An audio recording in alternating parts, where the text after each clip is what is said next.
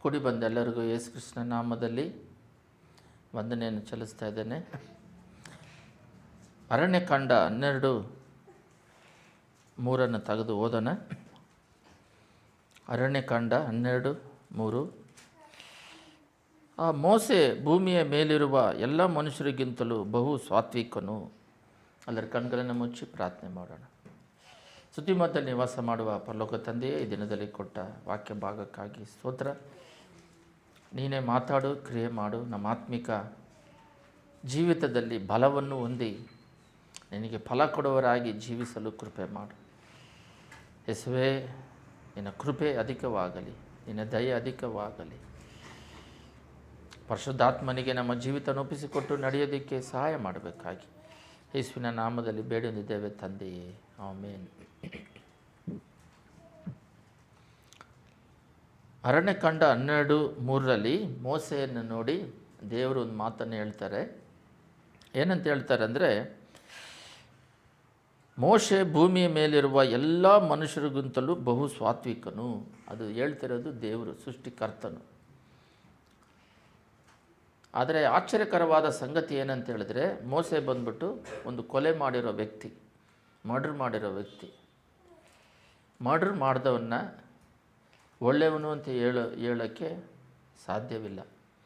ಈ ಮನುಷ್ಯರೇ ಭೂಮಿಯಲ್ಲಿ, ಇವಾಗೆಲ್ಲ ಪೊಲಿಟಿಷಿಯನ್ ಅಂತ ಹೇಳ್ತೀವಲ್ಲ, ಇವಾಗ ಕಾನ್ಸ್ಟಿಟ್ಯೂಷನ್, ಈ ಪೊಲಿಟಿಕಲ್ ಮನುಷ್ಯರಿದ್ದಾರಲ್ಲ ಇಂಡಿಯಾ ದೇಶ, ಪ್ರಪಂಚ ಪೂರ್ತಿ, ಅವರೆಲ್ಲ ಒಂದು ಕಾನ್ಸ್ಟಿಟ್ಯೂಷನ್ ಇಟ್ಟು ತಪ್ಪು ಮಾಡಿದ್ರೆ ಕೋರ್ಟ್ಗಳಲ್ಲಿ ಅವರು ದಂಡನೆಯನ್ನು ವಿಧಿಸಿದ್ದಾರೆ. ಅದೇ ಬೈಬಲಿಂದನೇ ಬಂದಿರೋದು.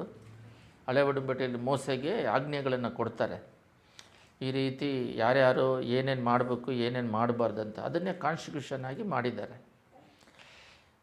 ಆ ರೀತಿ ಮಾಡಿರೋದ್ರಲ್ಲಿ ಮನುಷ್ಯರೇ ಒಂದು ಮನುಷ್ಯರನ್ನು ಕೊಂದಾಗ ಈ ಸಾಮಾನ್ಯ ಮನುಷ್ಯರಲ್ಲೇ ಕೋರ್ಟ್ ಬಂದ್ಬಿಟ್ಟು ಅವ್ರನ್ನ ದಂಡಿಸುತ್ತೆ.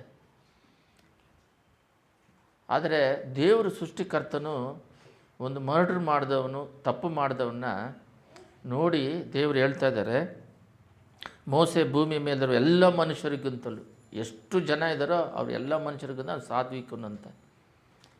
ಬೈಬಲಲ್ಲಿ 3 ಥರವಾಗಿದೆ. ಮೊದಲನೇದಾಗಿ ಬೈಬಲಲ್ಲಿ ಪ್ರಾರಂಭದಿಂದ ಇದುವರೆಗೂ 3 ರಕವಾದ ಸ್ವಭಾವಗಳು, ಜೀವನಗಳು ಇದ್ದಾವೆ. ಮೊದಲನೇದಾಗಿ ಪಾಪ. ಪಾಪ ಅಂದರೆ ದೇವರಿಗೆ ಇಷ್ಟ ಇವಿಲ್ಲ. ಪಾಪ ಅಂದರೆ ಕತ್ತಲೆ, ಸೈತಾನಿಗೆ ಸಂಬಂಧಪಟ್ಟಿದ್ದು, ಅವರು ನರಕಕ್ಕೆ ಕರ್ಕೊಂಡು ಹೋಗುತ್ತೆ. ಪರಿಶುದ್ಧತೆ, ಬೆಳಕು ದೇವರು ಆಗಿದ್ದಾರೆ. ದೇವರು ಪರಿಶುದ್ಧವಾದ ದೇವರು, ಪರಲೋಕ ರಾಜ್ಯದಲ್ಲಿ ಬೆಳಕಾಗಿದ್ದಾರೆ. ಆ ಬೆಳಕಿನಲ್ಲಿರುವ ದೇವರು ಪಾಪಿಗಳನ್ನು ದ್ವೇಷಿಸ್ತಾರೆ. ಆದರೆ ಅವರು ಮನ ತಿರುಗಿದಾಗ ನೋಡ್ರಿ, ಒಂದು ಸಲ ಒಂದು ವಿಷಯವನ್ನು ನನಗೆ ಗೊತ್ತಾಯಿತು. ಅಣ್ಣ ಅಂತ ತಮಿಳ್ನಾಡಲ್ಲಿ ಹೇಳ್ತಾರಂತೆ. ಆ ಅಣ್ಣ ಅನ್ನೋರು ಚೀಫ್ ಮಿನಿಸ್ಟರ್ ಆದಾಗ ಒಂದು ಸಮಯ ತಮಿಳ್ನಾಡಲ್ಲಿ ಸೇವಕರೆಲ್ಲ ಸೇರಿಕೊಂಡು ಅವ್ರನ್ನ ನೋಡೋಕ್ಕೆ ಹೋಗಿದ್ದರಂತೆ. ಹೋಗ್ಬಿಟ್ಟು ಒಂದು ಬೈಬಲ್ ಕೊಟ್ಬಿಟ್ಟು ಅದರಲ್ಲಿ ಒಬ್ಬರು ಮಾತ್ರ 1-2 ನಿಮಿಷ ಒಂದು ಮಾತು ಹೇಳಿದ್ರಂತೆ. ಏನಂದರೆ, ಅಯ್ಯ, ಎಲ್ಲರೂ ಪಾಪ ಮಾಡ್ತಾರೆ, ಪಾಪ ಮಾಡಿ ಪಾಪದಲ್ಲೇ ಸತ್ತೋಗ್ತಾ ಇದ್ದಾರೆ. ಯಾರಾದರೂ ಒಬ್ಬರು ಈ ಲೋಕದಲ್ಲಿ ಪಾಪ ಮಾಡ್ತಿರೋರು ನನ್ನ ಹೃದಯದಲ್ಲಿ ನಾನು ಪಾಪಿ ಅಂತ ಒಪ್ಪಿಕೊಂಡು ದೇವರೇ ನನ್ನ ನೀತಿವಂತನಾಗಿ ಮಾಡಂತ ಬಾಯಿನಲ್ಲಿ ಅರಿಕೆ ಮಾಡಿದ್ರೆ, ರೋಮರಲ್ಲಿದೆ, ದೇವರು ರಕ್ಷಣೆ ನಮಗೆ, ಅವರು ರಕ್ತ ಸುರಿಸಿ ಸೈತಾನಿಂದ ನಮ್ಮನ್ನು ಕೊಂಡ್ಕೊಂಡಿದ್ದಾರೆ. ಅದು ನಾವು ಅರಿಕೆ ಮಾಡಿದಾಗ ಆ ಪಾಪಗಳು, ಹಳೆ ಪಾಪಗಳೆಲ್ಲ ತೊಳೆಯಲ್ಪಟ್ಟು ನಮ್ಮ ಆಲೋಚನೆಗಳು, ಹೃದಯಗಳು ನೂತನವಾಗಿ ದೇವರು ಮಾರ್ಪಡಿಸಿ, ಆವಾಗಿಂದ ಹೊಸ ಸೃಷ್ಟಿಯಾಗಿ ನಮ್ಮ ಆಲೋಚನೆಗಳು, ಹೃದಯಗಳನ್ನ ಮಾರ್ಪಡಿಸಿ ಹೊಸ ಜೀವನ ಮಾಡೋದಕ್ಕೆ, ಏನೇ ತಪ್ಪು ಮಾಡಿದ್ರು ಅದನ್ನು ಕ್ಷಮಿಸಿ, ಮತ್ತು ಆವಾಗಿಂದ ಮತ್ತೆ ತಪ್ಪು ಮಾಡಿದಾಗೆ ಪರಿಶುದ್ಧವಾದ ಜೀವನ ಜೀವಿಸಿ ದೇವರ ಜೊತೆಯಲ್ಲಿ ಐಕ್ಯತವಾಗಿ ಪರಿಶುದ್ಧವಾಗಿ ಜೀವಿಸಿ ಪರಲೋಕ ರಾಜ್ಯಕ್ಕೆ ಬರೋದಕ್ಕೆ ದೇವರು ಈ ಬೈಬಲನ್ನು ನಮಗೆ ಕೊಟ್ಟಿದ್ದಾರೆ ಅಂತೇಳಿ ಅವ್ರಿಗೆ ಕೊಟ್ಟಾಗ ಅವರು ಎದ್ದು ನಿಂತುಕೊಂಡು ಒಂದು ಮಾತು ಹೇಳಿದ್ರಂತೆ, ಪಾಪಗಳನ್ನು ಕ್ಷಮಿಸುವ ಒಂದು ದೇವರು ಇದ್ದಾರೆ ಅಂತ ಹೇಳಿದ್ರೆ ಅದು ಯೇಸು ಸ್ವಾಮಿಯೇ. ಇಷ್ಟು ದೊಡ್ಡ ದೇವ್ರನ್ನ ಇಟ್ಕೊಂಡು ಇಷ್ಟು ವರ್ಷಗಳ ಕಾಲ ನೀವೇನು ಮಾಡ್ತಾಯಿದ್ದೀರಿ? ಜನಗಳಿಗೆ ಹರಡಿರಿ, ಬೆಳೆ ಉಳ್ಳುದಂತ ಹೇಳ್ಬಿಟ್ಟು ಎದ್ದು ನಿಂತ್ಕೊಂಡು ಅವರಿಗೆ ಬೈಬಲ್ನ ಸ್ವೀಕರಿಸಿ ಮಾತು ಹೇಳಿದ್ರಂತೆ. ಆ ರೀತಿಯಾಗಿ ಈ ಮೋಸೆ ಏನು ಮಾಡ್ತಾರೆ ಅಂತ ಹೇಳಿದ್ರೆ, ಎಕ್ಸಾಡಸ್ ಅಂತ ನಾವು ಬೈಬಲಲ್ಲಿ ಇಂಗ್ಲೀಷಲ್ಲಿ ನೋಡ್ತೀವಿ, ಆದರೆ ಕನ್ನಡದಲ್ಲಿ ವಿಮೋಚನಾ ಕಾಂಡ 2:11 ಅದೇನು ನಮಗೆ ಬೇಕಾಗಿಲ್ಲ, ಬಟ್ ಅದನ್ನು ಒಂದು ವಾಕ್ಯನ ಓದೋಣ. 2:11 ನಾವು ನೋಡುವುದಾದರೆ, ಸ್ವಜ್ಜನರ ಬಳಿಗೆ ಹೋಗಿ ಇವರು ಬಿಟ್ಟಿ ಕೆಲಸವನ್ನು ನೋಡುತ್ತಿದ್ದನು ಮೋಸೆಯು. ಒಂದು ದಿವಸ ಅವನು ತನ್ನ ಸ್ವಜ್ಜನರಾದ ಇಬ್ರಿಯರೊಂದಿಗೆ ಐಗುಪ್ತನೊಬ್ಬನು ಹೊಡೆಯುವುದನ್ನು ಕಂಡು ಮೋಸೆ ಅತ್ತಿತ್ತ ನೋಡಿ ಯಾರಿಲ್ಲದೆ ಎಂದು ತಿಳಿದು ಐಗುಪ್ತನನ್ನು ಒಡೆದು ಹಾಕಿ ಅವನ ಶವವನ್ನು ಮರಳಿನಲ್ಲಿ ಮುಚ್ಚಿಬಿಟ್ಟನು. ಇಬ್ರಿಯವರನ್ನ ಐಗುಪ್ತ ದೇಶದವನು ಹೊಡಿತಿರೋದನ್ನು ನೋಡಿ ನಮ್ಮ ಕುಲದವನು ನಮ್ಮ ಮನುಷ್ಯನ ಹೊಡಿತಿದ್ದಾನೆ ಅಂಥೇಳಿ ಆ ಇಬ್ರಿಯ ಭಾಷೆಯ ಒಂದು ವೈರಾಗ್ಯದಿಂದ ಅವನ್ನ ಹೊಡೆದು ಮಣ್ಣಲ್ಲಿ ಹಾಕಿ ಮುಚ್ಚಿಬಿಡ್ತಾನೆ. ಬಟ್ ದೇವರು ಅವನ ಮೀದ್ಯಾನಿಗೆ ಕಳಿಸಿ ಅವನ ಸ್ವಭಾವಗಳೆಲ್ಲ ಬದಲಾಗಿ ಆದಮೇಲೆ 40 ವರ್ಷ ಟ್ರೈನಿಂಗ್ ಕೊಟ್ಟು ಆದಮೇಲೆ ದೇವರು ಅವ್ರನ್ನ ಐಗುಪ್ತ ದೇಶದಿಂದ ಇಸ್ರೇಲ್ ಜನಗಳನ್ನ ಬಿಡುಗಡೆ ಮಾಡಿ ಸಮುದ್ರ ದಾಟಿಸೋದಕ್ಕೆ ಸಹಾಯ ಮಾಡಿ ದೇವರು ಅವನಿಗೆ ಈ ಮಾತು ಹೇಳ್ತಿದ್ದಾರೆ, ಭೂಮಿಯಲ್ಲೆಲ್ಲೂ ಅವನು ಮೋಸೆ ಸಾತ್ವಿಕನು. ಅದರಿಂದ ಮೊದಲನೇದಾಗಿ ಕ್ರೈಸ್ತರಲ್ಲಿ ಒಂದು ದೊಡ್ಡ ಬೆಳೆ ಉಳ್ಳದ್ದೇನೆಂದರೆ, ನಾನು ಪ್ರಾರಂಭದಲ್ಲಿ ಜಾಸ್ತಿ ಬುಕ್ಗಳು ಓದ್ತಾ ಇದ್ದೆ. ತಾನು ಪಾಪಿ ಮನಸ್ಸಾಕ್ಷಿ ಬಂದು ನಾನು ಪಾಪಿ ಅಂತ ಚುಚ್ಚಲ್ಪಡ್ತಂತೆ ಒಬ್ಬ ವ್ಯಕ್ತಿಗೆ. ಹೊರದೇಶದಲ್ಲಿ ಹೆಸರು ಮರೆತುಬಿಟ್ಟೆ.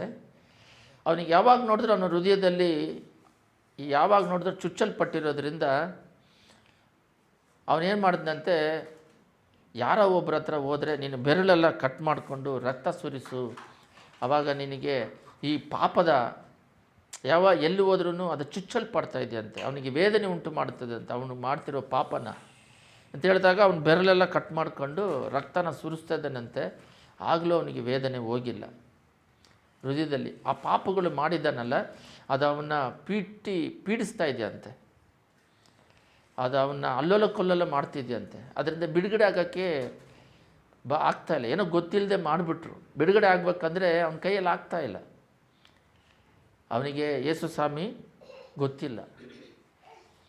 ಈ ರೀತಿಯಾಗಿ ಎಷ್ಟೋ ಜನಗಳು ನಾನು ನೋಡಿದ್ದೀನಿ, ನನಗೆ ಸಮಾಧಾನವಿಲ್ಲ, ಕುಟುಂಬ ಇದೆ, ಹಣ ಇದೆ, ಆದರೆ ನೆಮ್ಮದಿಲ್ಲ ಹೃದಯಾಂತರಾಳದಲ್ಲಿ ಅಂತ ಹೇಳ್ತಾರೆ. ಪಾಪ ಇರೋರಿಗೆ ಯಾವಾಗಲೂ ಸಮಾಧಾನ ಇರೋದಿಲ್ಲ. ವೇದನೆ, ದುಃಖ, ಅವಮಾನ, ಬೇಜಾರು, ಚಿಂತೆ ಅಧಿಕವಾಗ್ತಾ ಇರುತ್ತೆ. ಕುಡಿದ್ರೆ ಸಂತೋಷ ಇರುತ್ತಂತಾರೆ, ಕುಡಿಯೋ ಟೈಮಲ್ಲಿ ಕುಡಿತಾರೆ, ಅದು ವೇದನೆ ಅಧಿಕ ಮಾಡುತ್ತೆ. ಕುಡಿದಾದ್ಮೇಲೆ ಹಣಗಳೆಲ್ಲ ವೇಸ್ಟ್, ಕುಟುಂಬದಲ್ಲಿ ಸಮಸ್ಯೆ ಉದ್ಭವಿಸುತ್ತೆ. ಹಣದಿಂದ ತಪ್ಪಾದ ಮಾರ್ಗಕ್ಕೆ ಹೋಗಿ ವ್ಯಭಿಚಾರದಿಂದ ಸಂತೋಷ ಅಂತ ಹೇಳ್ತಾರೆ, ಅದರಲ್ಲೂ ಸಿಗೋದಿಲ್ಲ. ಲೋಕದಲ್ಲಿ ಈ ರೀತಿ ಹಣ ಇರೋರು ನಾವು ಪ್ರಾರಂಭದಲ್ಲಿ ನೋಡಿದ್ದೀವಿ. 1ನೇ ಶತಮಾನದಿಂದ 4ನೇ ಶತಮಾನವರೆಗೂ ಪರಿಶುದ್ಧತೆ ಆಗಿ ವಿಶ್ವಾಸದಲ್ಲಿ ಇದ್ದಾಗ ಅವರು ಆತ್ಮಿಕದಲ್ಲಿ, ಸಮಾಧಾನದಲ್ಲಿ, ಪರಿಶುದ್ಧತೆಯಲ್ಲಿ ನೀತಿವಂತರಾಗಿದ್ದು ಒಳ್ಳೆ ಫಲವನ್ನು ಕೊಟ್ಟರು. ಈ ದೇಶಕ್ಕೆ ಒಳ್ಳೆ ಫಲಭರಿತರಾಗಿ ಜೀವನ ಮಾಡಿದ್ರು. ಯಾವಾಗ ಕಾನ್ಸ್ಟಂಟಿನೋಬಲ್ ಹಣ ತಂದು ಗೋರ್ಮೆಂಟಾಗಿ ಮಾಡಿಬಿಟ್ಟು ಲೋಕದ ಸೌಕರ್ಯಗಳು ಹೆಚ್ಚಾಯಿತೋ, ಯಾವಾಗ ಹಣ ಬರುತ್ತೋ ಆವಾಗ ದೇವ್ರನ್ನ ಬಿಟ್ಟು ಹಿಂಜರಿಯೋದು ಜಾಸ್ತಿ ಆಗುತ್ತೆ. ಅದರಿಂದ ಹಣ ಇಲ್ಲದೆ ಜೀವಿಸೋದು ಕಷ್ಟ, ಹಣ ಇದ್ದು ಜೀವಿಸೋದು ಕಷ್ಟ. ಹಣ ಇಲ್ಲದೆ ಹೋದ್ರೂ ಅವರಲ್ಲಿ ದೇವರಿದ್ದರೆ ಕುಟುಂಬ ಚೆನ್ನಾಗಿರುತ್ತೆ.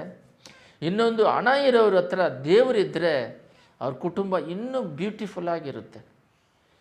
ಅದರಿಂದ ಕುಟುಂಬಕ್ಕೆ ಹಣ ಇಲ್ಲದವರಾಗಲಿ ಹಣ ಇದ್ದವರಾಗಲಿ ಈ ಎರಡು ಕುಲಕ್ಕೂ ಬೇಕಾಗಿರೋದು ದೇವರು ಬೇಕಾಗಿದೆ, ಸಮಾಧಾನ ಬೇಕಾಗಿದೆ.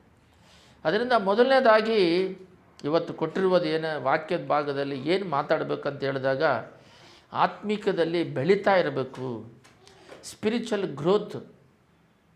ಯಾವ ರೀತಿ ಮೋಸೆ ಪಾಪ ಮಾಡಿದರೂ ಕೂಡ ಅದನ್ನು ಅವನು ತನ್ನನ್ನು ಎಷ್ಟು ಕೋಪ ಇದ್ದರೆ, ಕೋಪ ಇರೋರೇ ಪಾಪ ಮಾಡೋರು. ಎಷ್ಟು ಕೋಪ ಬಂದಿದ್ರೆ ಅವನು ಕೊಲೆ ಮಾಡೋಷ್ಟು ಅವನಿಗೆ ಕೋಪ ಬಂದಿದೆ. ಆ ಕೋಪನ ತಗ್ಗಿಸಿ ಸ್ವಾತಿಕನಂದರೆ ತಾಳ್ಮೆ ಉಳ್ಳವನು. ಆ ಸ್ವಭಾವದಲ್ಲಿ ಅವನು ಬದಲಾಯಿಸಿದರು ದೇವರು. ಅವರು ಕೂಡ ಬದಲಾದರು. ಹಳೆ ಒಡಂಬಡಿಕೆಯಲ್ಲಿ ಪರಿಶುದ್ಧಾತ್ಮ ಸ್ವಲ್ಪ ಜನಗಳ ಮಧ್ಯದಲ್ಲೇ ಇದ್ದಿದ್ದು, ಆದರೆ ಇವಾಗ ಎಲ್ಲರ ಜೊತೆಯಲ್ಲಿ ಪರಿಶುದ್ಧಾತ್ಮ ಇದೆ.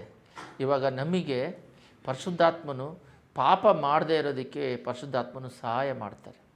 ಮೊದಲನೇದಾಗಿ ನಾವು ಇವಾಗ ನೋಡಿದಾಗೆ ಪಾಪ ಅಂತ ಹೇಳಿದಾಗ ಮೋಸಸ್ ಅದೇ ರೀತಿಯಲ್ಲಿ, ದಾವೀದನು ಅದೇ ರೀತಿಯಲ್ಲಿ. ನೋಡ್ರಿ, ದಾವೀದ್ ಏನು ಮಾಡ್ತಾರೆ ಅಂದರೆ ಪಾಪ ಮಾಡ್ತಾರೆ, ಆದರೆ ಅವನು ನಾತಾನ್ ಬಂದು ಹೇಳಿದ ತಕ್ಷಣ ತನ್ನನ್ನು ಪೂರ್ತಿಯಾಗಿ ಸರೆಂಡರ್ ಆಗಿ ದೇವ್ರ ಪಾದದಲ್ಲಿ ಬಿದ್ದು, ನಾನು ಪಾಪಿ, ನೀವೇನು ದಂಡನೆ ಕೊಟ್ಟರು ನಾನು ಅನುಭವಿಸ್ತೀನಿ ಅಂತೇಳಿ ತನ್ನನ್ನು ಮಾರು ಮನಸ್ಸು ಹೊಂದುತ್ತಾರೆ. ಯಾವ ರೀತಿ ಮೋಸಸ್ ಮಾರು ಮನಸ್ಸು ಹೊಂದಿ ದೇವರ ಹತ್ರ ಒಳ್ಳೆಯ ಹೆಸರು ಪಡ್ಕೊಂಡ್ರು. ಸ್ವಾತಿಕನಂತ ಮಾತ್ರ ಅಲ್ಲ, ಇನ್ನೊಂದು ವಾಕ್ಯ ಇದೆ, ತನ್ನ ಭೂಮಿಯಲ್ಲೆಲ್ಲ ಮೋಸೆ ತಾನು ಉತ್ತಮನಾಗಿದ್ದಾನೆ ಅನ್ನೋ ವಾಕ್ಯ ಕೂಡ ಇದೆ. ಈ ಭೂಮಿ ಮೋಸಸ್ ಇದ್ದಾರೆ, ಅವ್ರ ಥರನೇ ನಾವು ಜೀವಿಸ್ತಾ ಇದ್ದೀವಿ. ಈ ಭೂಮಿ ಎಲ್ಲೂ ಮೋಸಸ್ಸು ನನ್ನ ದೃಷ್ಟಿಯಲ್ಲಿ ಉತ್ತಮನು ಅಂತ ಹೇಳ್ತಾರೆ. ಆ ರೀತಿಯಾಗಿ ಒಂದು ಕೆಟ್ಟವರು ಒಳ್ಳೆಯ ಜೀವನ ಬಯಸಿ ನಿತ್ಯ ರಾಜ್ಯಕ್ಕೆ ಕರ್ಕೊಂಡ್ರು. ದಾವೀದನು ಅಷ್ಟೇ. ಯೇಸು ಸ್ವಾಮಿ ಪಕ್ಕದಲ್ಲಿ 2 ಕಳ್ಳರು ಇದ್ದರು. ಆ 2 ಕಳ್ಳರಲ್ಲಿ ಒಬ್ಬ ಕಳ್ಳ ಏನು ಮಾಡ್ತಾನೆ ಅಂದರೆ,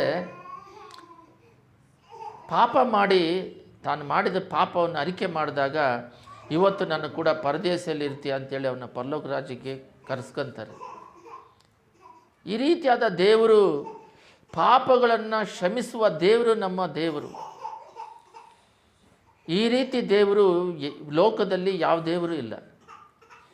ಇವಾಗ ತಪ್ಪು ಮಾಡಿಬಿಟ್ರೆ ಅಷ್ಟೇ, ಅದು ಮನಸ್ಸಾಕ್ಷಿ ಚುಚ್ಚುತ್ತಾ ಸಾಯಿಸ್ತಾ ಇರುತ್ತೆ.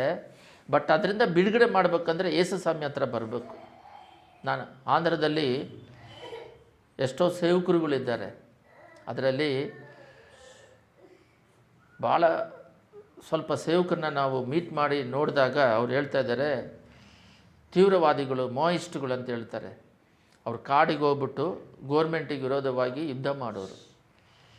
ಅವ್ರು ಏನು ಮಾಡ್ತಾಯಿದ್ರಂತೆ, ಎಲ್ಲ ಜನಗಳನ್ನು ಕೊಂದು ಗೌರ್ಮೆಂಟಿಗೆ ವಿರೋಧವಾಗಿ ಮಾಯಿಸ್ಟ್ ಅಂತ ಹೇಳ್ತಾರೆ. ಅವರು ದೇವ್ರನ್ನ ನಂಬಿಕೊಂಡು ಅವರೆಷ್ಟೋ ಕೊಲೆ ಮಾಡಿದ್ದಾರೆ, ಆದರೆ ಜೈಲಿಗೆ ಹೋಗಿದ್ದಾರೆ. ಹೋಗ್ದೂ ಅವರು ಕ್ಷಮಾಪಣೆ ಕೊಟ್ಟರು. ಎಲ್ಲರೂ ಆ ಜೀವನದಿಂದ ಬಿಡುಗಡೆ ಮಾಡಿಕೊಂಡು ಒಳ್ಳೆ ಜೀವನ ಜೀವಿಸಿ ಸೇವಕರಾಗಿದ್ದಾರೆ. ಹೆಂಗಾಗಕ್ಕಾಗುತ್ತಂದರೆ, ಮಂತ್ರವಾದಿಗಳು ಎಷ್ಟೋ ಕುಟುಂಬನ ಮಂತ್ರ ಮಾಡಿ ಕುಟುಂಬಗಳನ್ನು ನಾಶನ ಮಾಡಿ ಸೇವಕರಾಗಿದ್ದಾರೆ. ಮಂತ್ರ ಮಾಡಿ ನಮ್ಮ ಅತ್ತೆಗೆ ಫಸ್ಟ್ ಅವ್ರ ಕುಟುಂಬದಲ್ಲಿ ನಡೀತೈತಲ್ಲ ಅಂತ ಅವ್ರು ರಿಲೇಷನಿಗೆ ಮಾಡಬೇಕಂತೆ. ಸ್ವಂತ ತಂಗಿಗೆ ಮಾಡಿದ್ದಾರೆ, ಅತ್ತೆಗೆ ಮಾಡಿ ಅವ್ರ ಕೈಕಾಲು ಬರೆದಾಗ ಮಾಡಿಬಿಟ್ಟು ದೇವ್ರು ನಂಬ್ಕೊಂಡ ಮೇಲೆ ಒಂದು ಕ್ರಿಶ್ಚಿಯನ್ ಅವರಿಗೆ ಮಾಡೋಕ್ಕೆ ಹೋದಾಗ ಅದು ನಡೀಲಿಲ್ಲ ಅಂಥೇಳಿ, ಓಹೋ ಮಂತ್ರಕ್ಕಿಂತ ದೊಡ್ಡದು ಯೇಸು ಸ್ವಾಮಿ ಶಕ್ತಿ ಅಂಥೇಳಿ ದೇವ್ರು ನಂಬಿಕೊಂಡು ಸೇವಕರಾಗಿದ್ದಾರೆ. ಎಷ್ಟೆಷ್ಟೋ ದೊಡ್ಡ ಪಾಪಗಳನ್ನ ಮಾಡಿದ್ರೂ ಕೂಡ ದೇವರು ಕ್ಷಮಿಸುವರಾಗಿದ್ದಾರೆ. ಅವರು ಅದಕ್ಕೋಸ್ಕರನೇ ಯೇಸು ಸ್ವಾಮಿ ರಕ್ತ ಸುರಿಸಿ ಪ್ರಾಣ ತ್ಯಾಗ ಮಾಡಿ ನಮ್ಮ ಬಿಡುಗಡೆ ಮಾಡಿದ್ರು. ಆದರೆ ಎರಡನೇ ಒಂದು ಜನಗಳಿದ್ದಾರೆ, ಈ ಪಾಪದಿಂದ ಮನ ತಿರುಗಿ ದೇವ್ರ ಕಡೆಗೆ ಬಂದ ಮೇಲೆ ಮತ್ತೆ ಪಾಪ ಮಾಡ್ತಾರೆ. ಪಾಪ ಮಾಡಿ ಹಿಂತಿರುಗಿ ಹೋಗ್ತಾರೆ. ಒಬ್ಬರು ಪಾಪ ಮಾಡಿಕೊಂಡು ದೇವರು ಬೇಕು ಪಾಪನೂ ಬೇಕಂತೇಳಿ ಜೀವಿಸ್ತಾ ಇದ್ದಾರೆ. ಅವರು ದೇವರ ಲೆಕ್ಕದಲ್ಲಿ ಇಲ್ಲ. ಮೊದಲನೇದಾಗಿ ದೊಡ್ಡ ದೊಡ್ಡ ಪಾಪ ಮಾಡಿ ಮಾರು ಮನಸ್ಸು ಹೊಂದಿ ಪಾಪ ಮಾಡದೆ ಜೀವಿಸಿ ಕಡೆವರೆಗೂ ನಿಂತು ಫಲ ಕೊಟ್ಟು ಮರಣ ಹೊಂದಿ ಪರಲೋಕ ರಾಜ್ಯಕ್ಕೆ ಹೋಗುವ ಒಂದು ಗುಂಪಿದೆ. ಎರಡನೇದು ಏನು ಮಾಡ್ತಾರೆ ಅಂದರೆ, ಪಾಪದಿಂದ ಬಿಡುಗಡೆ ಆಗಿದ್ದ ತಕ್ಷಣ ಅವ್ರೇನು ಮಾಡ್ತಾರೆ ಅಂತ ಹೇಳಿದ್ರೆ, ತನ್ನನ್ನು ಮತ್ತೆ ಆ ಪಾಪದ ಜೀವಿತಕ್ಕೆ ಮಾಡ್ತಾ ಇರ್ತಾರೆ ರಹಸ್ಯವಾಗಿ. ಮತ್ತು ಅವರು ದೇವರನ್ನು ಬಿಡೋದಿಲ್ಲ. ಒಬ್ಬೊಬ್ಬರು ಪೂರ್ತಿಯಾಗಿ ದೇವ್ರನ್ನ ಬಿಟ್ಟು ಹೋಗ್ಬಿಡ್ತಾರೆ, ಅವರು ದೇವರನ್ನು ಬಿಡ್ದಂಗೆ ಹಿಡ್ಕೊಂಡಿರ್ತಾರೆ. ಈ ರೀತಿಯಾಗಿ ಆದವರು ಬೈಬಲಲ್ಲಿ ಕೂಡ ಭಾಳ ಜನ ಇದ್ದಾರೆ. ಸಿಂಸೋನು ಉದಾಹರಣೆಗೆ ಭಾಳ ಇದ್ದಾರೆ. ಅದರಲ್ಲಿ ಸಿಂಸೋನ್ನ ತಗೊಂಡ್ರೆ, ಅವನಿಗೆ ಚಿಕ್ಕ ಮಗುವಾಗಿದ್ದಾಗಲೇ ಸತ್ತಿರುವ ಹೆಣ ಹತ್ರ ಹೋಗಬಾರ್ದು ಅಂತ ಇದ್ದಾಗ ಅವನು ಸಿಂಹ ಹತ್ರ ಹೋಗೋದು, ಅದು ಸತ್ತಿರೋದನ್ನ ಎದ್ದು ತಿನ್ನೋದು. ಅವನಿಗೆ ವ್ರತ ಇರ್ತದೆ. ಅವನು ಹೋಗಿ ತಂದೆ ತಾಯಿಗೆ ಹೇಳಿದ್ರೆ, ಈ ಥರ ಹೋಗಿದ್ದೆ ಅಂತ ಹೇಳಿದ್ರೆ ಅವನಿಗೆ ಆ ದೋಷ ಫಲವನ್ನು ಮಾಡಿ ಅವನಿಂದ ಬಿಡುಗಡೆ ಮಾಡಿ ಮತ್ತೆ ಅವನು ದೇವರ ಹತ್ರ ಐಕ್ಯತೆ ಹೊಂದೋದಕ್ಕೆ ಸಹಾಯ ಮಾಡ್ತಾರೆ. ಆದರೆ ಅವನು ಯಾವಾಗ ನೋಡಿದ್ರು ಈ ಸೆಕೆಂಡ್ ಕ್ಯಾಟಗಿರಿ, ಪರಿಶುದ್ಧಾತ್ಮ ಅಭಿಷೇಕ ಇರುತ್ತೆ, ಪಾಪನೂ ಮಾಡ್ತಿರ್ತಾನೆ. ಮತ್ತು ದಲೆಲ ಅಂತ ಒಂದು ವ್ಯಭಿಚಾರಿಗಳ ಜೊತೆಗೆ ಹೋಗಿ ಅಲ್ಲಿ ಸಹವಾಸ ಇಟ್ಕೊತಾನೆ. ಆ ರೀತಿ ಮಾಡೋದ್ರಿಂದ ಅವನು ಕಣ್ಣು ಕೀಳಲ್ಪಟ್ಟು, 2 ಕಣ್ಣು ಕಿತ್ತಲ್ಪಟ್ಟು ಅಭಿಷೇಕ ಹೋಗಿ ಮರಣ ಹೊಂದಿ ದೇವರಿಗೆ ದೂರ ಆಗ್ತಾನೆ.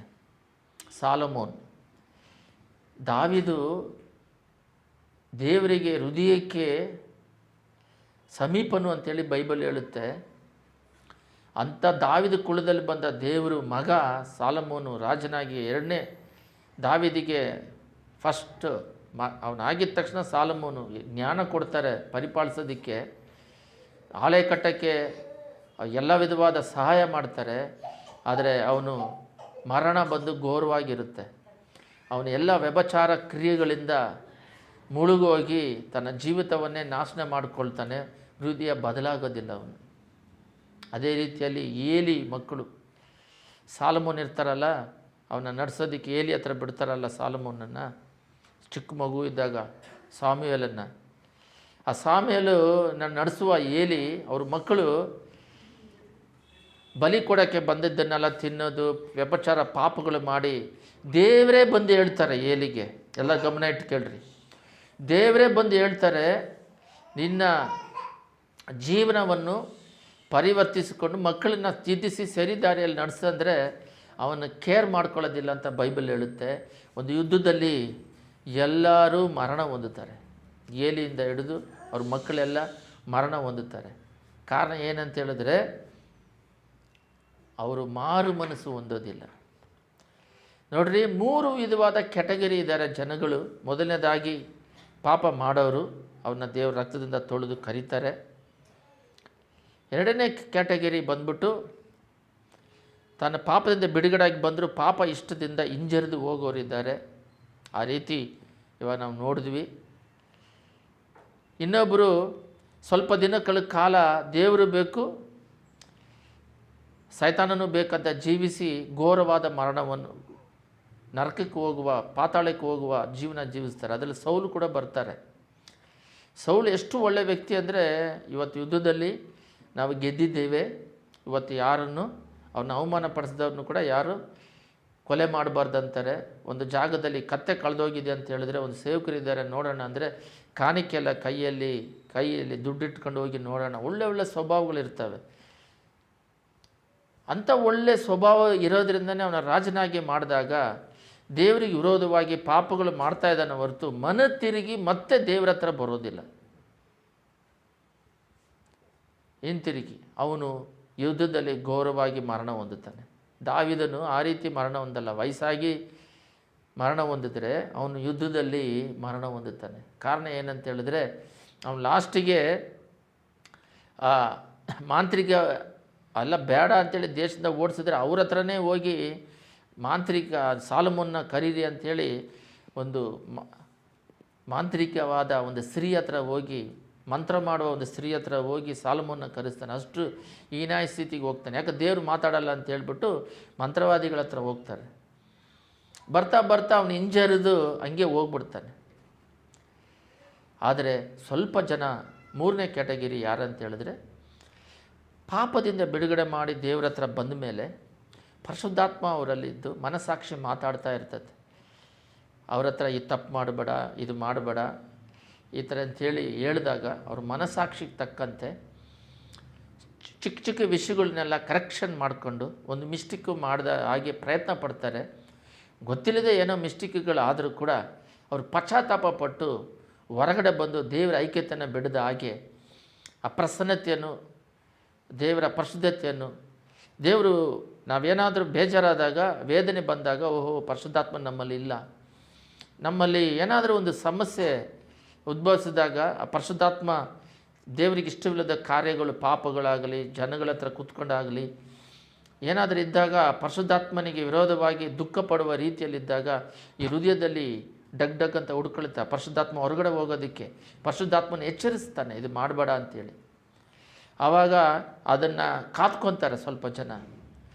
ಸ್ವಲ್ಪ ಜನ ಕೇರ್ಲೆಸ್ ಆಗಿ ಏನು ಮಾಡ್ತಾರೆ, ಅದು ಎರಡನೇ ಕ್ಯಾಟಗರಿ. ಇವನ್ನ ಮಾತಾಡ್ತಿರೋದು ಮೂರನೇದು. ಆ ಪರಿಶುದ್ಧಾತ್ಮ ಮನಸ್ಸಾಕ್ಷಿ ಹೇಳಿದ್ರೂ ಕೂಡ ಅದಕ್ಕೆ ವಿಧೇಯರಾಗದೆ ಪಾಪ ಮಾಡ್ತಾನೇ ಇರ್ತಾರೆ. ಪರಿಶುದ್ಧಾತ್ಮ ಅವ್ರನ್ನ ಬಿಟ್ಟು ಹೋಗ್ಬಿಡುತ್ತೆ, ಅವರು ಅದರಲ್ಲೇ ಮುಳುಗೋಗ್ತಾರೆ. ಒಬ್ಬೊಬ್ಬರು ಆ ಪರಿಶುದ್ಧಾತ್ಮ ಮೂರನೇ ಕ್ಯಾಟಗರಿ ಅದನ್ನು ಐಕ್ಯತೆಯನ್ನು ಬಿಡದ ಹಾಗೆ ಅವರ ಪರಿಶುದ್ಧತೆಯನ್ನು, ದೇವರ ಐಕ್ಯತೆಯನ್ನು, ಸಮಾಧಾನವನ್ನು ಕೆಡಿಸ್ಕೊಳ್ಳೋದ ಹಾಗೆ ಯಾವಾಗಲೂ ದೇವರ ಹತ್ರನೇ ಆ ಫೆಲೋಶಿಪ್ ಇಟ್ಕೊಳ್ಳೋದಕ್ಕೆ ಪರಿಶುದ್ಧಾತ್ಮನ ದುಃಖಪಡಿಸ್ಬೇಡ್ರಿ ಅಂತ ಹೇಳುತ್ತೆ ಇಬ್ರಿಯರಲ್ಲಿ. ಆ ಪರಿಶುದ್ಧಾತ್ಮನ ದುಃಖಪಡಿಸಿದ ಹಾಗೆ ಆ ಸಂಭವಗಳು ಬಂದಾಗ ರೋಡಲ್ಲಿ ಹೋದ್ರು, ಗಾಡಿಯಲ್ಲಿ ಹೋದ್ರು, ಎಲ್ಲೋದ್ರು, ಮನೆಯಲ್ಲಿದ್ದರು, ಮಾತಾಡಿದ್ರು, ಕೂತರು, ಎದ್ದರು, ಎಲ್ಲೇ ಹೋದರೂ ಆ ಪ್ರಸನ್ನತೆ ಇರಬೇಕು, ನಮ್ಮ ಮೇಲೆ ಇರಬೇಕು, ದೇವರ ಕೃಪೆ ನಮ್ಮ ಮೇಲೆ ಇರಬೇಕು ಅಂಥೇಳಿ ಅದನ್ನು ಕಾದುಕೊಂಡು ಜೀವನ ಪೂರ್ತಿ ಜಯ ಹೊಂದಿ. ಕ್ರಿಶ್ಚಿಯನ್ ಲೈಫ್ ಅಂದರೆ ಪಾಪವನ್ನು ಜಯಿಸುವುದೇ ಕ್ರಿಶ್ಚಿಯನ್ ಲೈಫ್. ದೇವರಿಗೆ ಇಷ್ಟವಿಲ್ಲ ಪಾಪ ಅಂತ ಹೇಳಿದ್ರೆ, ನಾವು ದೇವರು ಅಂತ ಹೇಳುವವರು ಅವ್ರ ತಂದೆಯಾಗಿ ಸ್ನೇಹಿತನಾಗಿ ನಮಗೆ ಇರುವ ದೇವರು ಅವ್ರಿಗೆ ಇಷ್ಟವಿಲ್ಲದನ್ನು ನಾವು ಕೂಡ ದ್ವೇಷಿಸಿ ಅವನ್ನ ಅದರಲ್ಲಿ ಜೀವನ ಮಾಡಿ ಅವನ್ನ ದ್ವೇಷಿಸಿ ಆ ಪಾಪದ ಮೇಲೆ ಒಂದು ಕೋಪ, ವಿರಕ್ತಿ ಬರಬೇಕು, ನಮಗೆ ಆಸೆ ಬರಬಾರ್ದು. ಆ ಜೀವನವನ್ನು ಮಾಡಿ ಲೋಕಯಾತ್ರೆಯನ್ನು ಮುಗಿಸಿ ಪರಲೋಕ ರಾಜ್ಯಕ್ಕೆ ಹೋಗೋದಕ್ಕೆ ಅಂಥದ್ರಲ್ಲಿ ಬಹಳ ಜನ ಇದ್ದಾರೆ. ಉದಾಹರಣೆಗೆ ತಗೋಬೇಕಂದ್ರೆ ಪ್ರಾರಂಭದಿಂದನೇ ಮೋಸಸ್ ತಗೋಬೋದು. ಇದು ಪಾಪದ ಮರ್ಡರ್ ಮಾಡಿ ಮತ್ತೆ ಬಂದು ಒಳ್ಳೆಯ ರೀತಿಯಲ್ಲಿ ಜೀವಿಸಿ ಮರಣ ಹೊಂದುತ್ತಾರೆ. ಕಡೆಯಲ್ಲಿ ತಪ್ಪು ಮಾಡ್ತಾರೆ, ಅವರು ಎರಡನೇ ಕ್ಯಾಟಗರಿಗೆ ಹೋಗ್ತಾರೆ. ಜೋಸೆಫನ್ನು ತಗೋಬೋದು. ಯೋಸೆಫನು ಅವರಿಗೆ ಪ್ರಾರಂಭದಲ್ಲೇ ಚಿಕ್ಕ ಚಿಕ್ಕ ತಪ್ಪುಗಳು ಅಣ್ಣವರು ಮಾತಾಡಿದ್ರು, ತಂದೆ ತಾಯಿಗೆ ಹೇಳೋದು, ಪಾಪವನ್ನು ದ್ವೇಷಿಸುವ ಸ್ವಭಾವ. ಅವನ್ನ ಮಾರಿಬಿಟ್ರೂ ಅಲ್ಲಿ ಹೋಗಿ ಉತ್ತಮನಾಗಿರೋದು. ಪೋತಿಫರ ವಿಷಯದಲ್ಲಿ ಅವರ ಹೆಂಡತಿ ತಪ್ಪು ದಾರಿಯಲ್ಲಿ ಹೇಳಿದ್ರೂ ಪರಿಶುದ್ಧವಾಗಿರೋದು. ಜೈಲಲ್ಲಿ ಹೋದರೂ ಅಲ್ಲಿ ಉತ್ತಮನಾಗಿರೋದು. ಆಮೇಲೆ ರಾಜನಾಗಿ ಅವನ್ನ ಮಾರ್ಪಟ್ರೂ ಅವ್ರು ತಮ್ಮ ಅಣ್ಣಂದಿರನ್ನೆಲ್ಲ ಕ್ಷಮಿಸೋದು. ಈ ಒಳ್ಳೆ ಕ್ಯಾಟಗರಿಯಲ್ಲೇ ಬೆಳೆದು ಪ್ರಾಣವನ್ನು ತ್ಯಾಗ ಮಾಡಿ ಅವನು ಒಳ್ಳೆ ರೀತಿಯಲ್ಲಿ ದೇಶವನ್ನು ಪರಿಪಾಲಿ ಹೋಗ್ತಾರೆ. ಇದು ಮೂರನೇ ಕ್ಯಾಟಗರಿ. ಪಾಪದಿಂದ ಬಿಡುಗಡೆ ಮಾಡ್ತಾರೆ ದೇವರು, ಮತ್ತು ಹಿಂತಿರುಗಿ ಹೋಗೋದು ಒಬ್ಬರಿದ್ದಾರೆ. ಎರಡನೇದು ಪಾಪನೂ ದೇವರಂತ ನ್ಯೂಟ್ರಲ್ ಹೋಗ್ತಿರ್ತಾರೆ. ಒಂದು ದಿನ ಅವರು ಅಳಿವು ಬರುತ್ತೆ. ಮೂರನೇ ಕ್ಯಾಟಗರಿ ದೇವರು ಚಿಕ್ಕ ಚಿಕ್ಕ ತಪ್ಪುಗಳು ಮಾಡಿದ್ರು ಕೂಡ ಆವಾಗಲೇ ಕ್ಷಮಾಪಣೆ ಕೇಳಿ ದೇವರ ಐಕ್ಯತೆಯನ್ನು ಇಟ್ಕೊಂಡು ಒಳ್ಳೆ ಹೋರಾಟ, ದೇವರಿಗೋಸ್ಕರ ದೇವರ ಚಿತ್ತವನ್ನು ಮಾಡೋದು, ಪರಿಶುದ್ಧವಾದ ಜೀವನ ಜೀವಿಸೋದು, ಆತ್ಮ ಭಾರದಿಂದ ದೇವರ ಕೆಲಸಗಳು ಏನು ಕೊಟ್ಟಿದ್ದಾರೆ ಅದನ್ನು ಮುಗಿಸಿ ಲೋಕಯಾತ್ರೆ ಮುಗಿಸಿ ಹೋಗೋರು ಇದ್ದಾರೆ. ಈ ಮೂರನೇ ಕ್ಯಾಟಗರಿಯಲ್ಲಿ ಕೂಡ ಭಾಳ ಜನಗಳು ಹಣದ ಆಸೆಯಿಂದ, ಮನುಷ್ಯರ ಮೆಚ್ಚುಗೆಯಿಂದ, ಈಗ ಮನುಷ್ಯರ ದೃಷ್ಟಿಯಲ್ಲೇ ಅವರು ಒಳ್ಳೆ ಹೆಸರು ತನ್ನನ್ನು ತಾನು ಹೆಚ್ಚಿಸ್ಕೊಳ್ಳೋದಕ್ಕೆ ಪ್ರಯತ್ನ ಪಟ್ಕೊಂಡು ಜೀವನ ಮಾಡೋರು ಇದ್ದಾರೆ.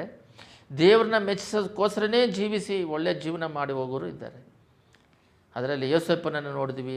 ಡ್ಯಾನಿಯಲ್, ಬೈಬಲ್ ಪ್ರಕಾರ ಅವನಲ್ಲಿ ಯಾವ ತಪ್ಪುಗಳು ಇಲ್ಲ, ತಪ್ಪು ಮಾಡದೆ ಡ್ಯಾನಿಯಲ್ ಒಳ್ಳೆ ರೀತಿ ಪ್ರಾರಂಭದಿಂದ ಮುಗಿಯೋವರೆಗೂ ಒಳ್ಳೆ ಜೀವನ ಮಾಡಿ ಹೋಗ್ತಾರೆ. ನೀವೆಲ್ಲ ಬೈಬಲ್ ತೆಗೆದು ನೋಡಿದ್ರೆ ಅವರು 3 ರಾಜರ ಕಾಲವನ್ನು ದಾಟ್ತಾರೆ. ಅವರು ಬಾಬಿಲೋನ್ ಒಂದು, ಮೇದಿಯ ಪರ್ಷಿಯ ಒಂದು. ಅಲ್ಲಿ ಬಾಬಿಲೋನಲ್ಲಿ ನೆಬೂಕದ್ನೆಚ್ಚರ್ ಹೋದ ಮೇಲೆ ಬೆಲ್ಶಸ್ಸರ್ ಬರ್ತಾನೆ. ಆಮೇಲೆ ಮೇದಿಯ ಪರ್ಷಿಯ ಸಾಮ್ರಾಜ್ಯ ಬರುತ್ತೆ. ಈ 3 ರಾಜರುಗಳ ಜೊತೆಯಲ್ಲಿ ಅವರು ಒಳ್ಳೆ ಸಂಬಂಧ ಇಟ್ಕೊಂಡು ರಾಜ್ಯಭಾರ ಮಾಡ್ತಾರೆ. ಮೊದಲನೇದಾಗಿ ಅವರು ಊಟ ಮಾಡೋದನ್ನು ದ್ವೇಷಿಸ್ತಾರೆ. ಎರಡನೇದಾಗಿ ಅವ್ರ ಜೊತೆಯಲ್ಲಿ ಮುಖ್ಯವಾಗಿ ಅವರು ಪ್ರಾರ್ಥನೆ ಮಾಡೋದನ್ನು ಬಿಡದ ಹಾಗೆ ಸಿಂಹಗೊಯ್ಯಲ್ಲಿ ಹಾಕಿದ್ರು.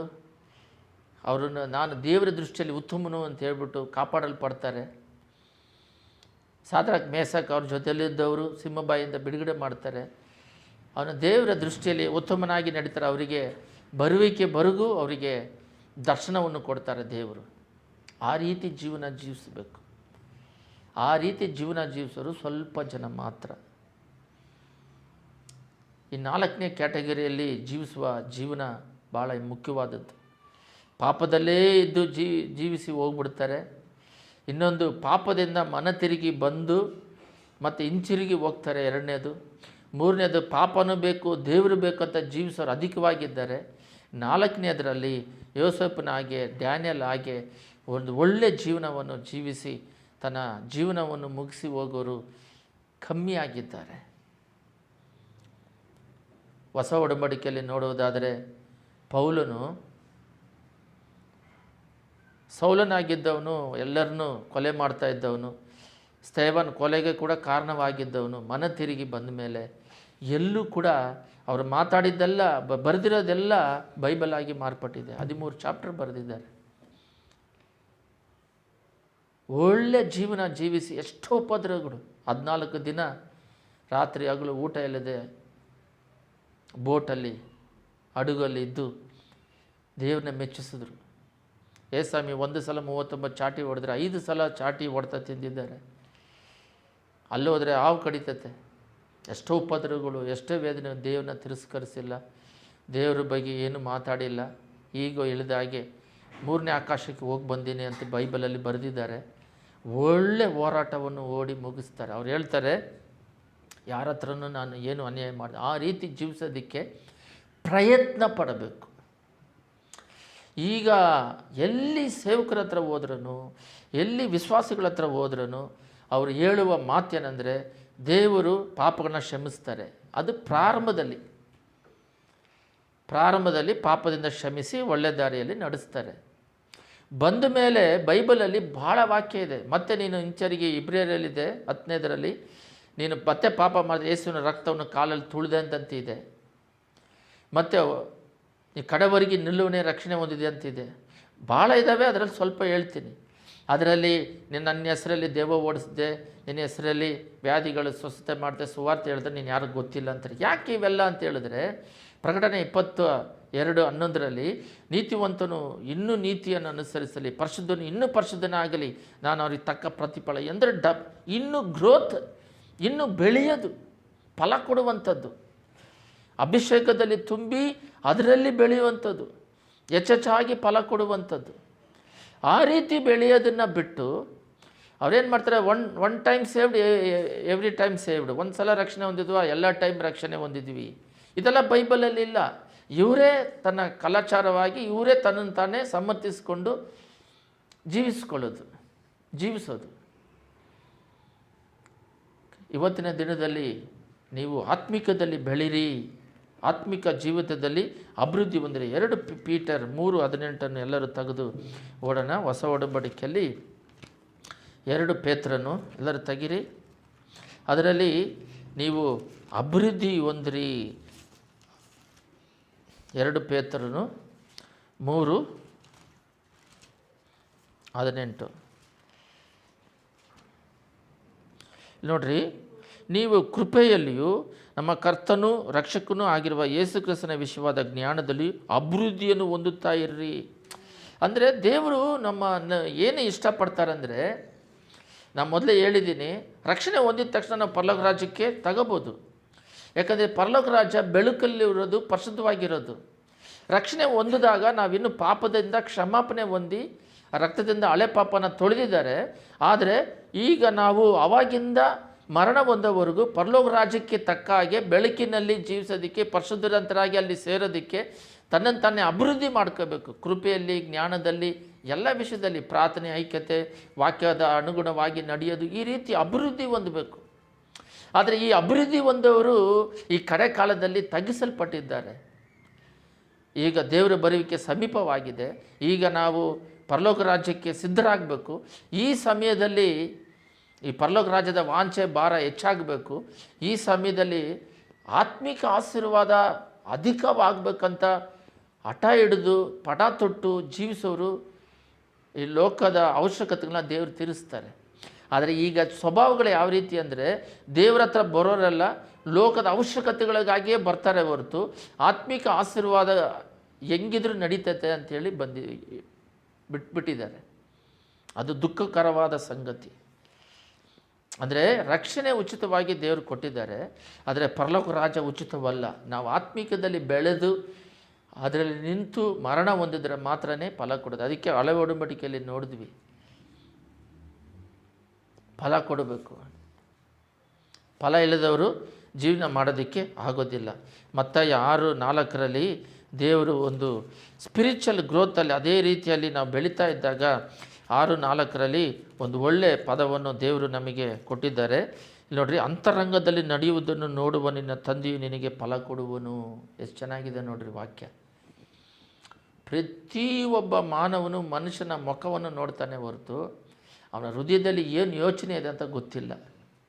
ಇವಾಗ ಎಲ್ಲಿ ನೋಡಿದ್ರೂ ಆಶೀರ್ವಾದ ಬೇಕು ಅಂತೇಳ್ಬಿಟ್ಟು, ಆತ್ಮಿಕ ಆಶೀರ್ವಾದ ಆಗಿರಲಿ, ಲೋಕದ ಅವಶ್ಯಕತೆ ಆಗಿರಲಿ, ಗುಡಿಗಳಿಗೆ ಹೋಗೋದು, ಅಲ್ಲಿ ಹೋಗೋದು, ಇಲ್ಲಿ ಹೋಗೋದು. ಏನಕ್ಕೆ ಅಂದರೆ ಕಾಯಿಲೆಗಳಿದೆ, ಶಾಪಗಳಿದೆ, ನಮಗೆ ಈ ಕುಟುಂಬದಲ್ಲಿ ಸಮಸ್ಯೆಗಳಿದ್ದಾವೆ, ಇದಕ್ಕೆಲ್ಲ ಬಿಡುಗಡೆ ಉಂಟಾದರೆ ದೇವ್ರ ಹತ್ರ ಹೋಗ್ಬೇಕಂತಲ್ಲಿ ಅಲ್ಲಿ ಇಲ್ಲಿ ಓಡ್ತಾ ಇದ್ದಾರೆ. ಪುಣ್ಯ ಸ್ಥಳಗಳು ಅಲ್ಲಿ ಇಲ್ಲಿ ಮಾಡ್ಕೊಂಡು ಓಡ್ತಾ ಇದ್ದಾರೆ. ಆದರೆ ದೇವರು ಹೇಳೋದು ಇರುವ ಜಾಗದಲ್ಲೇ ಯಾವ ರೀತಿ ಮೋಸಗೆ ಹೇಳಿದ್ರು, ಅವರೇನು ಎಲ್ಲೂ ಹುಡ್ಕೊಂಡು ಹೋಗಿಲ್ಲ, ಅಡವಿಯಲ್ಲಿ ಇದ್ದಿದ್ದು. ಆದರೆ ಹೃದಯ ಅಂತರಾಳಗಳು ಅವರ ಈ ಭೂಮಿ ಮೇಲೆ ಅವರು ನಡೆಯುವಂಥ ಅವರ ಯೋಚನೆಗಳನ್ನು ನೋಡಿ, ಹೃದಯದಲ್ಲಿ ಅಂತರಂಗದಲ್ಲಿ ನಡೆಯುವ ಅವರ ಸ್ವಭಾವಗಳ ಅವರ ಜೀವಿತವನ್ನು ನೋಡಿ ಬ್ಲೆಸ್ ಮಾಡ್ತೀನಿ. ಅದೇ ರೀತಿಯೇ ಹಳೆ ಒಡಂಬಡಿಕೆಯಲ್ಲೂ ಸಾಮೇಲ್ ಹೋಗಿ ಈಶಾಯನ ಕುಟುಂಬದಲ್ಲಿರೋ ಒಬ್ಬರನ್ನ ರಾಜನಾಗಿ ಮಾಡಂದರೆ ಅವ್ರು 7 ಜನನ ಕರೆಸ್ತಾರೆ. ದಾವೀದನ ಅವ್ರ ಅಪ್ಪನೇ ಮರೆತು ಬಿಡ್ತಾನೆ. ಯಾಕಂದರೆ ಕಡೆನವನು ಅಲ್ಪನಾಗಿ, ಆ ಕುಟುಂಬದಲ್ಲೂ ಕಡೆನವನ್ನ ಅಲ್ಪನಾಗಿ ಇಡ್ತಾರೆ. ನೀವು ಬೇಕಾದ್ರೆ ನೋಡ್ರಿ, ದೊಡ್ಡವನು ಬುದ್ಧಿವಂತನಾಗಿರ್ತಾನೆ ಎಲ್ಲ ಕುಟುಂಬದಲ್ಲಿ ನೋಡ್ರಿ,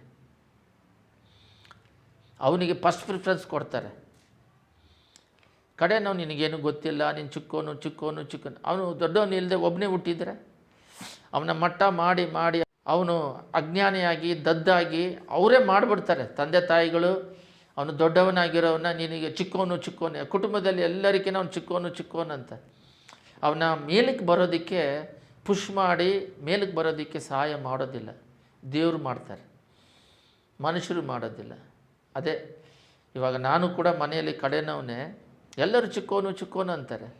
ಇವಾಗ ಯಾರು ಹುಟ್ಟಿದೆ, ಒಬ್ಬನೇ ಹುಟ್ಟಿದ್ರೆ ಅದರಿಂದ ಇವನಿಗೇನು ಗೊತ್ತಿಲ್ಲ ಅಂಥೇಳಿ ಪ್ರೀತಿ ತೋರಿಸಿ ಇಟ್ಟಿರೋದ್ರಿಂದ ಏನಾಗುತ್ತೆ ಅಂತೇಳಿದ್ರೆ ಅವನಿಗೆ ಚಿಕ್ಕವನು, ದೊಡ್ಡವರಿಗೆ ಜ್ಞಾನದಾಸಿ, ಚಿಕ್ಕವರಿಗೆ ಕಮ್ಮಿ ಅಂಥೇಳಿ ಇಟ್ಟಿರೋದ್ರಿಂದ ಅದೇನಾಗುತ್ತೆ, ಅಜ್ಞಾನದಲ್ಲಿ ಜೀವಿಸೋದ್ರಿಂದ ಏನಾಗುತ್ತೆ, ಕಡೆನವನ್ನ ದೇವರು ಈ ತಳ್ಳಲ್ಪಟ್ಟಿರೋದನ್ನು ದೇವ್ರ ಮೇಲಕ್ಕೆ ಎತ್ತುತ್ತಾರೆ. ಅದೇ ರೀತಿಯಲ್ಲಿ ದಾವೀದನನ್ನು ಇಷ್ಟೇ ಮಕ್ಕಳ ಅಂತ ಕೇಳಿದ್ರೆ, ಇಲ್ಲ ಇನ್ನೊಬ್ಬ ಇದ್ದಾನೆ, ಅವಾಗ ಜ್ಞಾಪಿಸ್ಕೊಂಡು ಹೇಳ್ತಾರೆ. ಅವರಾಗ ಕೇಳಿದ ಮೇಲೆ ಅವನು ಕರೆದಾಗ, ಅದಕ್ಕೆ ಮುಂಚೆನೇ ಅವರ ಅಣ್ಣನ ಅಭಿಷೇಕ ಮಾಡೋಕ್ಕೆ ಸಾಮೇಲ್ ಹೋಗ್ಬಿಟ್ಟಾಗ ದೇವ್ರು ಹೇಳ್ತಾರೆ, ಇವನ್ನೆಲ್ಲ ಅಭಿಷೇಕ ಮಾಡಲ್ಪಡೋನು ಇನ್ನೊಬ್ಬ ಇದ್ದಾನೆ ಅಂತ ಹೇಳ್ಬಿಟ್ಟು, ನೀನು ಮನುಷ್ಯರ ಮುಖವನ್ನು ನೋಡುತ್ತೀಯ, ನಾನು ಅಂತರಾಂದ್ರ್ಯವನ್ನು ನೋಡುವಂಥವನು. ಅದನ್ನು ನೋಡಿ ದಾವೀದನ ರಾಜನಾಗಿ ಮಾಡ್ತಾರೆ. ದಾವೀದ ರಾಜನಾಗೋದಕ್ಕೆ ಕಾರಣ ಅವನ ಅಂತರಾಂದ್ರ್ಯದಲ್ಲಿ ದೇವ್ರನ್ನ ಸ್ತುತಿ ಮಾಡ್ತಾ ಇದ್ದಿತ್ತು. ಅವನು ಒಳ್ಳೆತನವನ್ನು ನೋಡಿ ದೇವರು ರಾಜನಾಗಿ ಮಾರ್ಪಡಿಸಿದ್ರು. ಇವತ್ತು ಈ ಲೋಕವನ್ನು ಜಯಿಸಬೇಕಾ, ಸಮಸ್ಯೆಗಳಿಂದ ಬಿಡುಗಡೆ ಆಗಬೇಕಾ, ನಾವು ದೇವರನ್ನು ಹಿಡ್ಕೋಬೇಕು. ಬೆಳಗಿನ ಜಾವದಲ್ಲಿ ಇವಾಗ ಹಳೆದೆಲ್ಲ ಹೋಗಲಿ, ಎಷ್ಟೇ ಕಷ್ಟ ಇದ್ರೂ ಲೋಕದಲ್ಲಿ ಜೀವಿಸೋದಕ್ಕೆ ಪ್ರಯತ್ನ ಪಡ್ತೀವಿ. 1 ಗಂಟೆ ಕಾಲ ದೇವರ ಹತ್ರ, ಒಂದು ಅರ್ಧ ಗಂಟೆ ಕಾಲ, 3/4 ಗಂಟೆ ಕಾಲ ದೇವರ ಹತ್ರ ಮಾತಾಡಿಬಿಟ್ಟು ಈ ಲೋಕಕ್ಕೆ ಹೋಗಬೇಕು. ಅದೇ ಮುಖ್ಯವಾದದ್ದು. ಅದನ್ನು ಮಾಡಿದ್ರೆ ಲೋಕವನ್ನು ಜಯಿಸ್ಬೋದು. ಅದನ್ನು ಮಾಡದೆ ಲೋಕವನ್ನು ಜಯಿಸೋದಕ್ಕೆ ಆಗೋದಿಲ್ಲ. ನಾವೇನು ಮಾಡ್ತಾಯಿದ್ವಿ, ಬರೀ ದೇವರ ಸಹಾಯ ಮಾಡು ಲೋಕವನ್ನು ಜಯಿಸೋದಕ್ಕೆ ಅಂತೇಳಿ ಹೋಗ್ತಾಯಿದ್ವಿ ಹೊರತು ದೇವರ ಐಕ್ಯತೆ ಇಲ್ಲದ ಹಾಗೆ ಒಬ್ಬಟ್ಟಿಗೆನಾಗಿ ಹೋಗೋದ್ರಿಂದ, ಮಾಂಸದಿಂದ ಹೋಗೋದ್ರಿಂದ ಸೋತೋಗ್ತಾಯಿದ್ದೀವಿ. ದೇವರು ನಮಗೆ ಅಭಿಷೇಕದಿಂದ ಅವರು ನಮ್ಮ ಜೊತೆಯಲ್ಲಿದ್ದುಕೊಂಡು ಜ್ಞಾನ ಕೊಟ್ಟು ಈ ಲೋಕದಲ್ಲಿ ನಡೆಯೋದಕ್ಕೆ ನಮಗೆ ಸಹಾಯ ಮಾಡಿದ್ರೆ ಲೋಕವನ್ನು ಜಯಿಸಬಹುದು. ನಾವು ಬೈಬಲ್ ತೆಗೆದು ಓದೋದು ಬೇಡ. ಆದಿಕಾಂಡ 6:5 ಕೂಡ ಅವರು ಪಾಪಗಳು ಹೆಚ್ಚಾಗಿರೋದ್ರಿಂದ ಅವರು ನೋವನ ಕಾಲದಲ್ಲಿ ಲೋಕವನ್ನು ಅಳಿಸ್ತಾರೆ. ಅದರಲ್ಲಿ 6:5 ಒಂದು ಮಾತಿದೆ, ಅದರಿಂದ ನಾವು ಹಳೆದ ಹೃದಯವನ್ನು ನೋಡುವ ದೇವರು. 6:5 ಮನುಷ್ಯರ ಕೆಟ್ಟತನ ಭೂಮಿ ಮೇಲೆ ಹೆಚ್ಚಾಗಿರೋದನ್ನು ಅವರ ಹೃದಯದಲ್ಲಿ ಯೋಚಿಸುವುದು ಎಲ್ಲವೂ ಯಾವಾಗಲೂ ಬರೀ ಕೆಟ್ಟದಾಗಿರೋದನ್ನು ಯೆಹೋವನು ನೋಡಿ. ಬರೀ ಹೃದಯವನ್ನು ಯೋಚನೆಗಳನ್ನ ನೋಡ್ತಾರೆ. ಇಲ್ಲಿ ಎಷ್ಟು ಸ್ಪಷ್ಟವಾಗಿದೆ ಅಂದರೆ ಅವರು ಯೋಚನೆಗಳನ್ನ ನೋಡುವ ದೇವರು. ಅವ್ರು ಏನು ನೋಡ್ತಾ ಇದ್ದಾರೆ? ಯೋಚನೆಗಳನ್ನು ನೋಡಿ ಫಲ ಕೊಡುವ ದೇವರು. ಇಬ್ರಿಯರ್ 5:12 ಓದ್ಬಿಟ್ಟು ನಾವು ಪ್ರಾರ್ಥನೆ ಮಾಡೋಣ. ಇಬ್ರಿಯರ್ 5:12 ತೆಗೀರಿ ಎಲ್ಲರೂ. ಅದರಲ್ಲಿ ಒಂದು ಮಾತಿದೆ, ನಾನು ಓದ್ತೀನಿ ಕೇಳ್ರಿ. ಒಬ್ಬನು ನಿಮಗೆ ದೈವೋಕ್ತಿ, ನೀವು ಹಾಲು ಕುಡಿಯತಕ್ಕವರೇ ಹೊರತು ಗಟ್ಟಿಯಾದ ಆಹಾರವನ್ನು ತಿನ್ನತಕ್ಕವರಲ್ಲ. ನೀವು ಹಾಲು ಕುಡಿಯುವವರೇ ಹೊರತು. ದೇವರ ಹತ್ರ ಬಂದ್ಬಿಡೋದು 10 ವರ್ಷ ಆಯಿತು, 15 ವರ್ಷ ಆಯಿತು, 5 ವರ್ಷ ಆಯ್ತು ಅಂದ್ರೂ ಇನ್ನೂ ಲೋಕದ ಅವಶ್ಯಕತೆಗಳನ್ನೇ ಕೇಳ್ಕೊಂಡಿರೋದು. ಸೈಕಲ್ ಐತೆ, ಸ್ಕೂಟ್ರ್ ಬೇಕು, ಕಾರ್ ಬೇಕು, ಮನೆ ಎಲ್ಲ ಕೊಡ್ತಾರೆ. ಆದರೂ ಕೂಡ ಆತ್ಮಿಕದಲ್ಲಿ ಚಿಕ್ಕ ಮಗುವಾದಿದ್ದಾಗ ಹಾಲು ಕೊಡ್ತೀವಿ. ಆಮೇಲೆ ರೈಸ್ ಮಾಡಿಬಿಟ್ಟು ಅದನ್ನೇ ಹಿಚ್ಕಿ ತಿನ್ನಕ್ಕೆ ಕೊಡ್ತೀವಿ. ರೈಸನ್ನೇ ಹಿಚ್ಕಿ ಆಮೇಲೆ ರೈಸ್ ಕೊಡ್ತೀವಿ. 3ನೇ ಸ್ಟೆಪ್ಪು ಹಾಲು ನೀರು ಕೊಡ್ತೀವಿ, ಆಮೇಲೆ ರೈಸನ್ನು ಹಿಚ್ಕಿ ಕೊಡ್ತೀವಿ, ಆಮೇಲೆ ರೈಸ್ ಕೊಡ್ತೀವಿ, ಆಮೇಲೆ ಮಾಂಸ ಗಟ್ಟಿಯಾದ ಆಹಾರ ತಿನ್ನೋಕ್ಕೆ ಕೊಡ್ತೀವಿ. ಆ ರೀತಿಯಾಗಿ ತಿನ್ನೋದರಲ್ಲಿ ಬೆಳೆಯುವ ಮಗುಗೆ ಕೊಡೋ ರೀತಿಯಲ್ಲಿ ಆತ್ಮೀಕದಲ್ಲಿ ಬೆಳೆಯೋದು ಬಿಟ್ಟು, ಚಿಕ್ಕ ಮಗುವಾಗಿದ್ದಾಗ ನಾವು ಏನು ಹಾಲು ಕುಡಿತಿದ್ವೋ ಅದನ್ನೇ ಇಲ್ಲಿ ನೋಡ್ರಿ. ನೀವು ಹಾಲು ಕುಡಿಯತಕ್ಕವರೇ ಹೊರತು ಗಟ್ಟಿಯಾದ ಆಹಾರವನ್ನು ತಿನ್ನತಕ್ಕವರಲ್ಲ. ಹಾಲು ಬೇಕಾದವನು ಕೂಸಿನಂತಿದ್ದು ನೀತಿ ವಾಕ್ಯದಲ್ಲಿ ಅನುಭವವಿಲ್ಲದವನಾಗಿದ್ದಾನೆ. ಗಟ್ಟಿಯಾದ ಆಹಾರವು ಪ್ರಾಯಸ್ಥರಿಗೋಸ್ಕರ, ಅಂದರೆ ಜ್ಞಾನೇಂದ್ರಿಯಗಳನ್ನು ಸಾಧನೆಯಿಂದ ಶಿಕ್ಷಿಸಿಕೊಂಡು ಇದು ಒಳ್ಳೆಯದು ಇದು ಕೆಟ್ಟದೆಂಬ ಭೇದವನ್ನು ತಿಳಿಯುವವರಿಗೋಸ್ಕರವಾಗಿದೆ. ಈ ಜ್ಞಾನ, ಈ ಗಟ್ಟಿಯಾದ ಆಹಾರ ಯಾರಿಗೆ ಬೇಕಂದರೆ ಪ್ರಾಯಸ್ಥರು. ಪ್ರಾಯಸ್ ಅಂದರೆ ಯೌವನಸ್ಥರಿಗೆ ಮದುವೆ ಮಾಡ್ತಾರೆ. ಯಾಕಂದರೆ ಅವ್ರ ಕುಟುಂಬ ಜವಾಬ್ದಾರಿ, ಮೆಚ್ಯೂರಿಟಿ ಅಂತ ಹೇಳ್ತಾರೆ. ಅದು ಬಂದಾಗ ಹೆಂಡ್ತಿ ಅಂದರೆ ಏನು, ಅಷ್ಟರೊಳಗೆ ಅವರಿಗೆ ಉದ್ಯೋಗ, ಎಜುಕೇಷನ್ ಎಲ್ಲ ಮುಗ್ದಿರುತ್ತೆ. ಹೆಂಡ್ತಿ ಜೊತೆ ಇದ್ದು ಅವರಿಗೆ ಸಂಪಾದನೆ ಮಾಡಿ ಕುಟುಂಬವನ್ನು ನೋಡ್ಕೊಳ್ಳೋ ಜವಾಬ್ದಾರಿ ಬಂದ ಮೇಲೆ ಅದಕ್ಕೆ ಮೆಚ್ಯೂರಿಟಿ ಅಂತ ಹೇಳ್ತಾರೆ. ಆ ಮೆಚ್ಯೂರಿಟಿಗೆ ಗೋರ್ಮೆಂಟ್ ಕೂಡ ಇಷ್ಟು ವಯಸ್ಸಿನಲ್ಲಿ ಗಂಡುಗೆ, ಇಷ್ಟು ವಯಸ್ಸಿನಲ್ಲಿ ಹೆಣ್ಣಿಗೆ ಮದುವೆ ಮಾಡ್ಬೇಕಂತ ಹೇಳ್ತಾರೆ. ಯಾಕಂದರೆ ಅದ್ರ ಮುಂಚೆ ಮಾಡಿದ್ರೆ ಅವ್ರ ಕುಟುಂಬ ನಿಲ್ಲೋದಿಲ್ಲ, ಮೆಚ್ಯೂರಿಟಿ ಅಂತಾರೆ. ಅದು ಲೋಕಕ್ಕೆ. ಬಟ್ ಆತ್ಮಿಕದಲ್ಲಿ ಪ್ರಾಯಸ್ಥರಿಗೆ, ನೀವು ದೊಡ್ಡವರಾದರೂ ಕೂಡ ಇನ್ನೂ ಹಾಲನ್ನೇ ಕುಡಿತಿದ್ದೀರಾ. ನೀವು ದೊಡ್ಡವರಾದ ಮೇಲೆ ನೀವು ಗಟ್ಟಿಯಾದ ಆಹಾರವನ್ನು ತಿನ್ನಬೇಕು. ಇದು ಕರೆಕ್ಟು, ಇದು ತಪ್ಪು ಅಂತೇಳಿ ನೀವು ತಿಳಿದಿರಬೇಕು. ನಾವು ಪ್ರತಿಯೊಂದು ಯೋಚನೆ ಕೂಡ 2 ಕೊರಿಂಥಿಯರ್ 10:5 ನೀವು ವಿತರಕಗಳನ್ನು ದೇವಜ್ಞಾನವನ್ನು ವಿರೋಧಿಸಿ ಏರಿಸಲ್ಪಟ್ಟರೆ ಉನ್ನತವಾದ ಎಲ್ಲ ಕೊತ್ತಲುಗಳನ್ನು ಕೆಡವಿ ಹಾಕಿ ಎಲ್ಲ ಯೋಚನೆಗಳನ್ನು ಕ್ರಿಸ್ತನಿಗೆ ವಿಧೇಯರಾಗುವಂತೆ ಸೆರೆ ಹಿಡೀರಿ. ಪ್ರತಿಯೊಂದು ಯೋಚನೆ, ಪ್ರತಿಯೊಂದು ಹೃದಯದಲ್ಲಿ ನಡೆಯುವಂಥ ಎಲ್ಲ ದೇವರನ್ನೇ ಮೆಚ್ಚಿಸುವುದಾಗಿರಬೇಕು. ಅದು ಮೆಚ್ಚಿಸಿದ್ರೆ ಈ ಲೋಕದಲ್ಲಿ ನಮ್ಮಂಥ ಒಂದು ಪರಿಶುದ್ಧವಾದ ಜೀವನ ಜೀವಿಸಿದಾಗ, ಸಮಾಧಾನವಾದ ಜೀವನ ಜೀವಿಸಿದಾಗ, ದೇವರ ಐಕ್ಯತೆಯಿಂದ ಜೀವಿಸಿದಾಗ ಆ ಜೀವನನೇ ಒಂದು ಆನಂದವಾಗಿ ಪಾವನವಾಗಿರುತ್ತೆ. ನಮ್ಮಿಂದ ಇತರರು ಬ್ಲೆಸ್ಸಿಂಗ್ ಆಗಿರ್ತಾರೆ, ನಾವು ಬ್ಲೆಸ್ಸಿಂಗ್ ಆಗಿರ್ತೀವಿ. ಪರಲೋಕ ರಾಜ್ಯಕ್ಕೆ ಹೋಗೋದು ಖಂಡಿತ. ಅಲ್ಲಿ ನ್ಯಾಯ ತೀರ್ಪಿನ ದಿನದಲ್ಲಿ ನಮ್ಮನ್ನು ನ್ಯಾಯ ತೀರಿಸಿದಂಗೆ ಗೆದ್ದು ಅವರ ದೇವ್ರ ಜೊತೆಯಲ್ಲಿ ಯುಗ ಯುಗ ಕಾಲ ನಿಲ್ಲೋದಕ್ಕೆ ನಮ್ಮ ಯೋಚನೆಗಳನ್ನು, ಅಂತರಾಂದ್ರಗಳನ್ನು ಸರಿ ಮಾಡಿ ಇಟ್ಕೋಬೇಕಾಗಿದೆ.